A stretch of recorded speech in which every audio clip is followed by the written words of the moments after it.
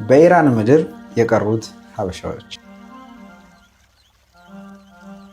ሰላም ጤና ይስጥልኝ ቤተሰቦች፣ ዛሬ ይዤላችሁ የቀረብኩት ታሪክ ምናልባትም ብዙዎቻችሁ ሰምታችሁ የማታውቁትን ነገር ግን ከእኛ ጋር ጥልቅ ቁርኝነት ያለው ጉዳይ ነው። ወደ መካከለኛው ምስራቅ በተለይም ወደ ኢራን ስንጓዝ የፋርስ ባህልና ቋንቋ ያላቸው ነገር ግን መልካቸውና ማንነታቸው ሙሉ በሙሉ አፍሪካዊ የሆኑ ማህበረሰቦችን እናገኛለን። እነዚህ ሰዎች እነማን ናቸው? እንዴትስ ወደዛ ሊሄዱ ቻሉ? ዛሬ አፍሮ ኢራናውያን ወይም በታሪክ ሀበሻ ተብለው ስለሚጠሩት ወገኖቻችን በዝርዝር እንመለከታለን። እስከ መጨረሻው አብራችሁን ቆዩ። የዚህ ቪዲዮ ምንጭ በምስሉ የምታዩት መጽሐፍ አፍሮ ኢራን የተባለው መጽሐፍ ነው። ወደ ኋላ ተመልሰን የታሪክ ድርሳናትን ስንፈትሽ በአፍሪካ ቀንድና በፋርስ ባህረ ሰላጤ መካከል የነበረውን ግንኙነት የቆየ መሆኑን እንረዳለን።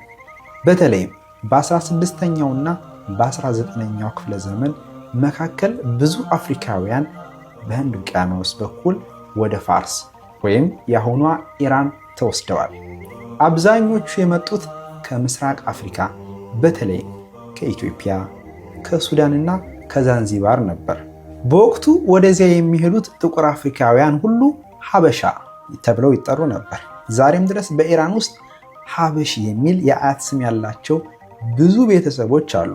ምንም እንኳን ዛሬ ቋንቋቸው ፋርስ ቢሆንም ታሪካቸው ግን ከኛ ከኢትዮጵያውያንና ከጎረቤቶቻችን ጋር የተቆራኘ ነው።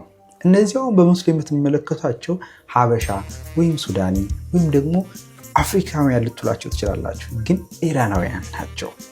ወደ ባህልና ሃይማኖት ስንሄድ ዛር የሚባል ነገር አላቸው፣ ወይም ደግሞ የዛር ሚስጥር በሚል አስቀምጠዋል መጽሐፉ ላይ። የዛር ስነ ስርዓት አለ። አፍሮ ኢራናውያን በኢራን ማህበረሰብ ውስጥ ካመጧቸው ትልልቅ ባህላዊ ተጽዕኖዎች አንዱ የዛር ስነ ስርዓት ነው።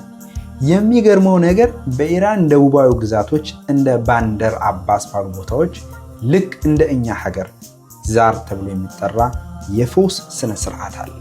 አፍሮ ኢራናውያን ነፋስ በሰዎች ላይ ያርፋል ብለው ያምናሉ። እነዚህን መናፍስት ለማረጋጋት ደግሞ ልዩ የከበሮ ምት፣ ጭፈራና የዕጣን ጭስ ይጠቀማሉ። የስነ ስርዓቱ መሪዎች ባባዛር ወይም አባዛር እና ማማዛር ወይም ደግሞ እናት ዛር ይባላሉ።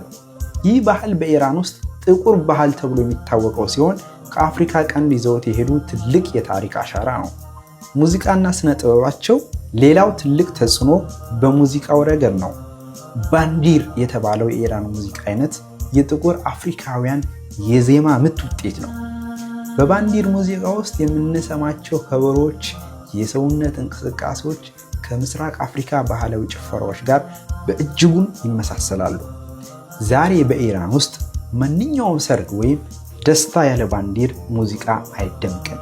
ይህም አፍሮ ኢራናውያን በዚያች ሀገር ባህል ውስጥ ምን ያህል ስር የሰደደ ተጽዕኖ እንዳላቸው ያሳያል። ስለ ወቅታዊ ሁኔታ ስናይ ዛሬ አፍሮ ኢራናውያን ሙሉ በሙሉ ኢራናውያን ናቸው። ቋንቋቸው፣ ሃይማኖታቸውና የአኗኗር ዘይቤያቸው ከፋርስ ማህበረሰብ ጋር የተዋህደ ነው።